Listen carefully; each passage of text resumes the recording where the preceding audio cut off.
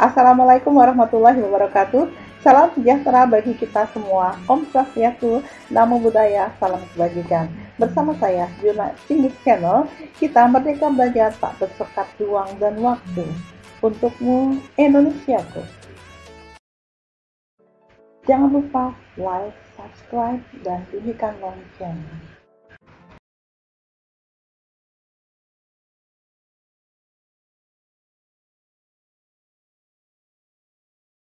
Kali ini kita bertemu di mata kuliah Akuntansi Biaya, pertemuan yang ke-941. Kita bahas biaya tenaga kerja. Ini adalah referensi yang saya gunakan. Selanjutnya kita bahas biaya tenaga kerja. Ini adalah biaya yang dikeluarkan untuk tenaga atau usaha fisik serta mental dari karyawan dalam mengolah produk. Untuk penggolongan tenaga kerja, biayanya ada menurut fungsi pokok perusahaan. Di sini ada biaya tenaga produksi, ada biaya tenaga pemasaran, dan ada biaya tenaga kerja administrasi umum.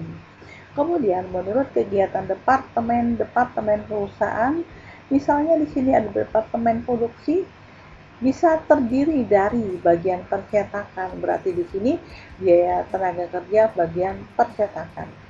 Kemudian, apabila di bagian penyelesaian, maka biaya tenaganya disebut biaya tenaga kerja penyelesaian.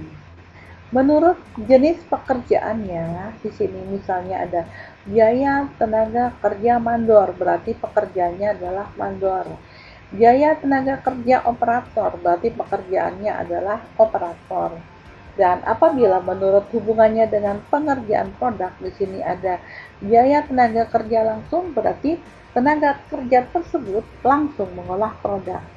Kemudian biaya tenaga kerja tidak langsung berarti tenaga kerja yang tidak langsung mengolah produk. Untuk pencatatan akuntansinya, yang pertama adalah pada saat tutup buku, maka perusahaan di sini sudah memiliki hutang gaji dan upah. Jadi sudah timbul biaya gaji dan upah. Debitkan, kreditnya adalah biaya gaji dan upah, kemudian ada hutang PPh karyawan. Kemudian didistribusikan dari gaji dan upah ini didistribusikan ke bagian yang masing-masing ya.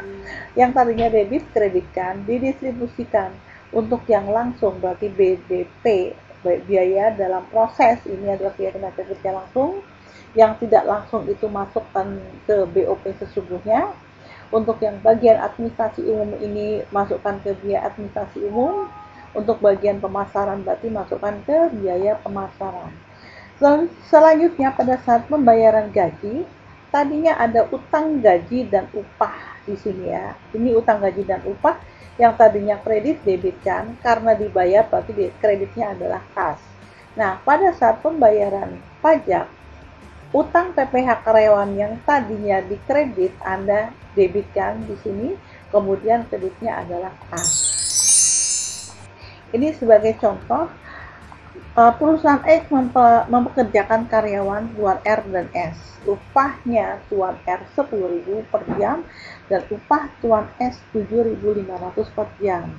Dari data kartu kerja karyawan mereka adalah yang ini. Jadi ada tuan R menyelesaikan pesanan 103 15 jam, menyelesaikan 188 20 jam.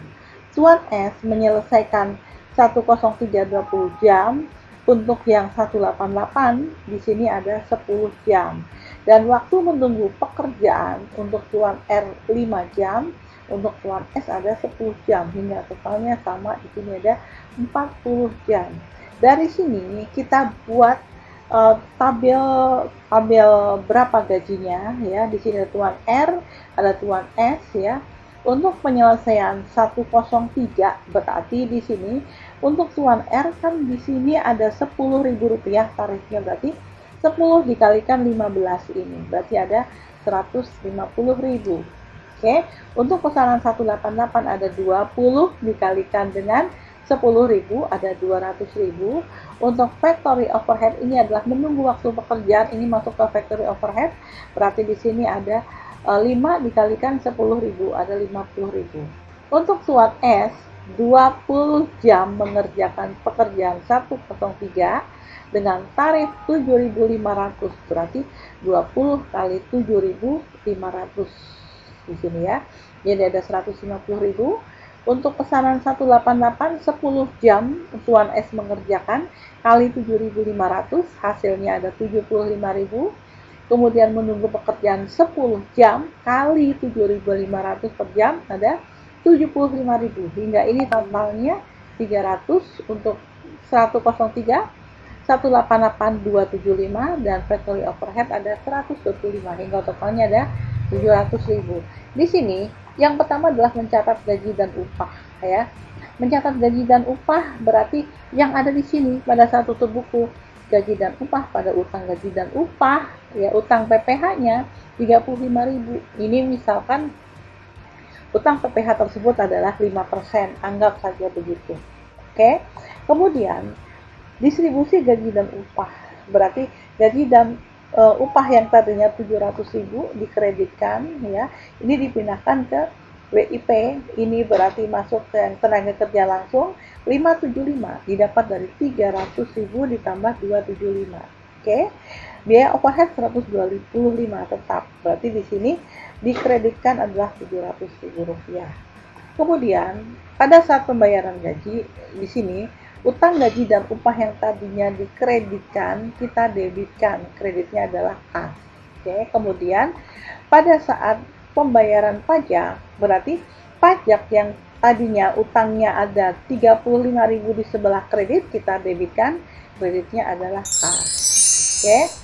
Demikian untuk yang pertemuan yang ke-9 part 1. Assalamualaikum warahmatullahi wabarakatuh. Salam sejahtera untuk kita semua. Om Swastiastu, Namo Buddhaya, salam sejahtera.